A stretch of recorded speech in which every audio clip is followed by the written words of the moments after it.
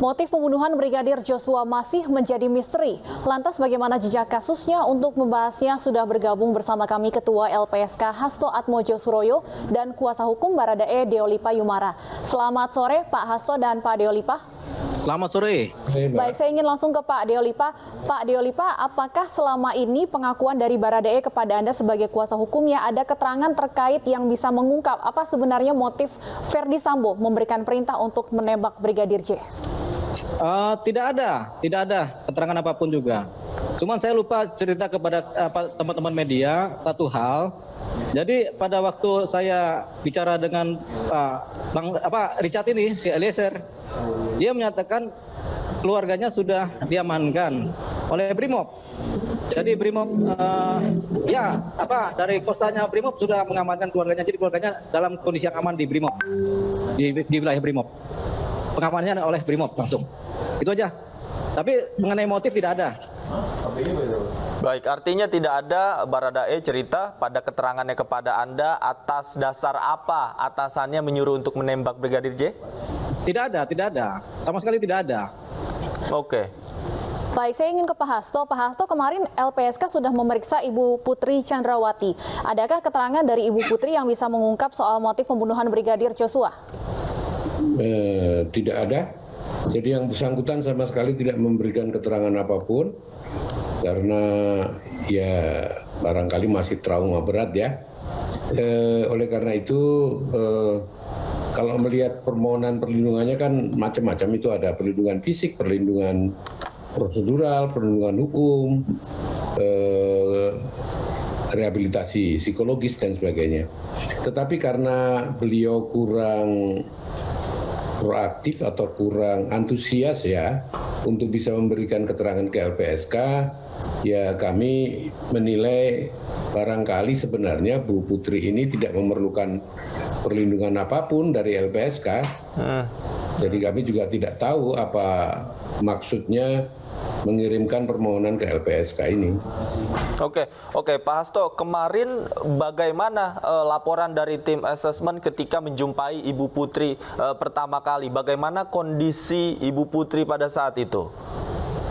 Yang pertama kali, ya kurang lebih sama, tidak bisa menjawab apapun dan masih nangis juga. Jadi ya memang tidak bisa dimintain keterangan, Mas. Bahkan untuk pertemuan yang kemarin itu tim LPSK kan bersama juga dengan psikolog dan psikiater ya, untuk menggali traumanya ini karena apa gitu. Baik, Pak Hasto, saya harus tanyakan juga apa sebenarnya alasan LPSK melakukan asesmen ini di rumah Ibu Putri dan bukan di LPSK? Ya, karena kami dikejar waktu, Mbak. Kami dikejar waktu untuk segera memberikan keputusan, dan kami coba kemudian berkomunikasi melalui pengacara maupun psikolog yang waktu itu ke kantor untuk kami bisa bertemu dengan Ibu Putri dimanapun. Yang penting bisa bertemu dan situasinya tidak situasi yang menekan Ibu Putri ini gitu. Apa alasan Ibu Putri tidak bisa memenuhi panggilan pemeriksaan di LPSK, Pak Hasto? Ya? Apa alasan dari Ibu Putri tidak bisa melakukan asesmen di LPSK? Ya karena masih traumatik. Cuman yang saya heran kok saya dengar ke Barreskrim beliau bisa hadir. Oke. Sebelumnya juga Ibu Putri juga sempat hadir di Makobrimob untuk berusaha menemui Irjen Sambo. Nah, namun ketika disuruh untuk mendatangi LPSK untuk menjalani pemeriksaan, beliau tidak hadir atau tidak berkenan hadir, Pak Hasto. Ya, bedanya apa ya itu tidak hadir dan tidak berkenan hadir.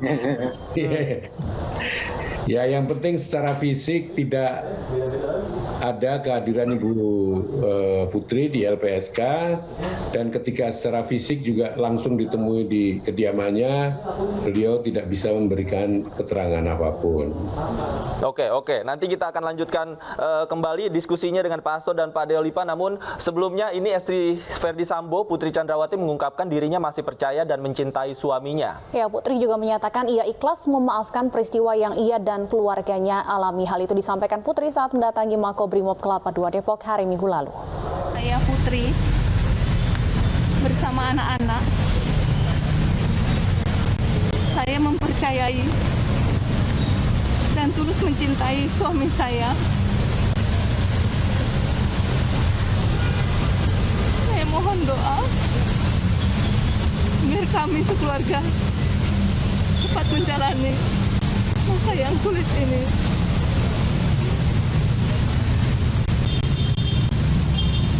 Dan saya ikhlas memaafkan segala perbuatan yang kami dan keluarga alami.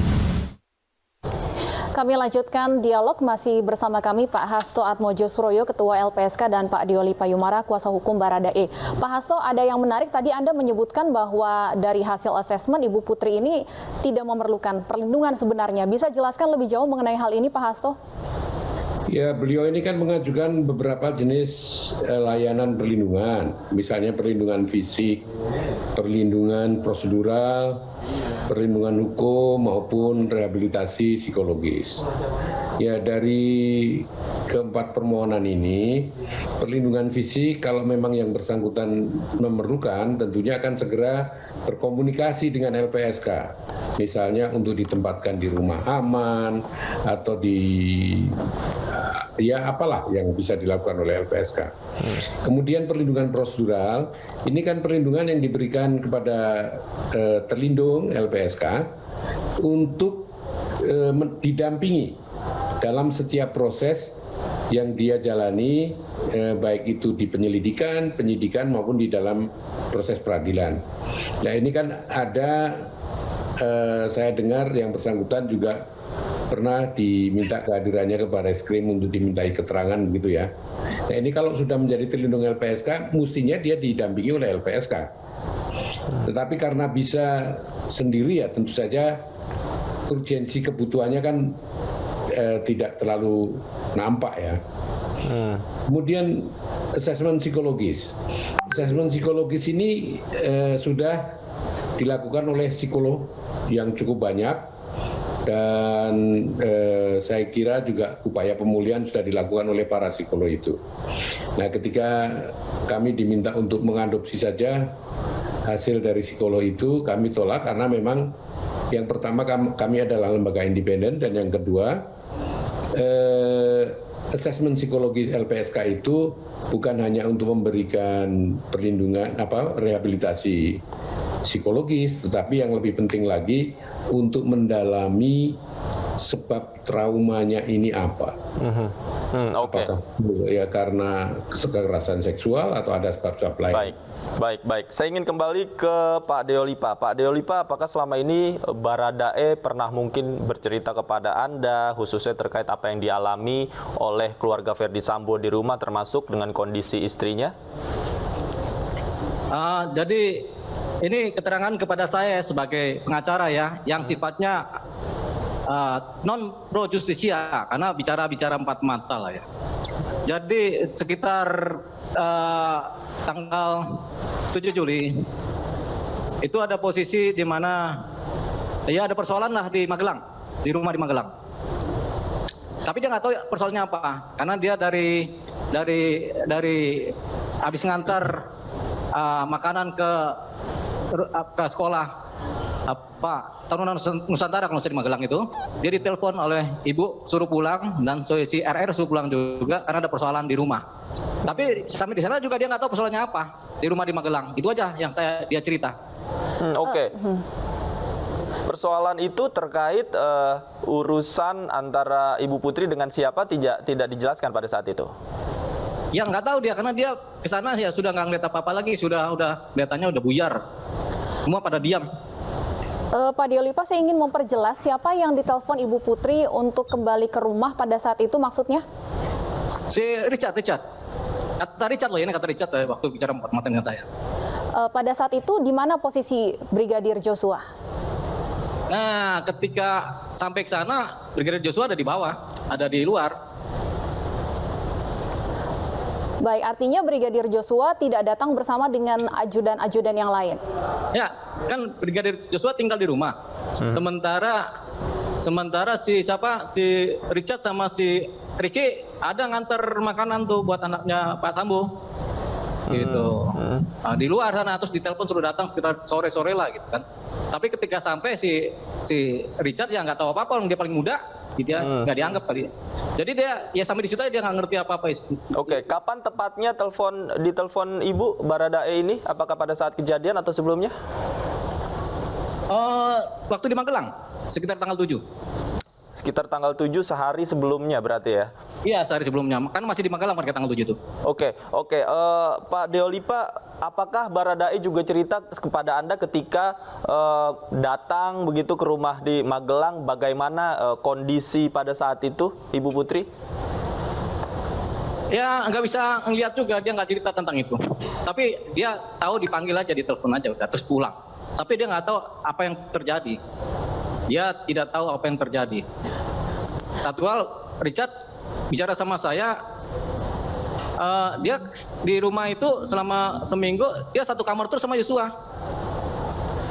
Artinya perintah untuk menembak Yosua ini apakah terjadi di Magelang atau pada saat sudah berada di Jakarta? Nggak ada itu nggak ada cerita apa-apa. Sampai berangkat ke Jakarta pun nggak ada cerita apa-apa itu. Ya, udah segitu dulu informasinya ya, Pak. Saya harus mengingat-ingat lagi dari kepala saya ini. Saya retrieve. Mengingat lagi apa yang dia ceritakan pelan-pelan aja. Sabar.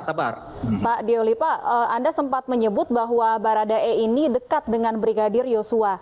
Kemarin, Menko Polhukam menyatakan bahwa motif pembunuhan Brigadir Yosua ini sensitif dan hanya boleh didengar oleh orang dewasa. Apa yang mungkin pernah didengar oleh Baradae atau diketahui mengenai motif yang disampaikan Menko Polhukam ini? Ya. Sebenarnya kita kan udah orang dewasa semua yang di sini kan. Cuman kan yang nonton kan di publik kan ada anak-anak ini kan. Jadi saya nggak berani cerita juga, ini banyak anak-anak kan kata Menko Polhukam hanya sensitif. Hanya untuk orang dewasa. Makanya kalau mau cerita nggak di sini nih, nggak ditonton oleh anak-anak ini. Oke, baik. Ya. Saya kembali ke Pak Hasto. Pak Hasto, terkait apa yang disampaikan oleh Menko Polhukam bahwa ada hal-hal sensitif yang menjadi latar belakang kasus penembakan Brigadir J ini, apakah LPSK juga menerima informasi yang sama? Tidak, jadi tidak ada informasi.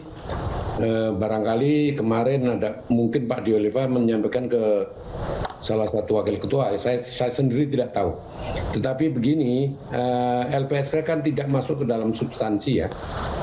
LPSK itu lebih pada perlindungan pada saksi dan korbannya agar bisa memberikan keterangan secara baik, merdeka, tidak terintimidasi gitu. Baik, Pak Hasto, selain menerima permohonan dari Ibu Putri, LPSK kan saat ini juga masih melakukan asesmen terhadap permohonan dari Baradae ya. Apakah kemudian melihat bahwa Ferdy Sambo sudah ditetapkan sebagai tersangka, sebagai dalang pembunuhan, ada potensi bahwa kemudian Baradae bisa lepas dari hukuman karena dinyatakan melakukan perbuatan atas perintah dari atasannya?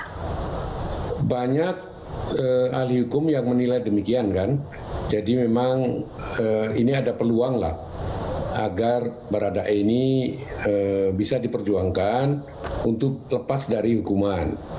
Karena pasal yang diterapkan itu pasal 240, 338 itu memang bicara tentang penyertaan juga ya. Dan kalau dia bukan pelaku utama, dia menjalankan perintah komandan sebagai orang yang hidup di dalam suatu kesatuan di mana komando itu ketat gitu ya. Tentu sulit bagi yang bersangkutan untuk menolak perintah. Oke.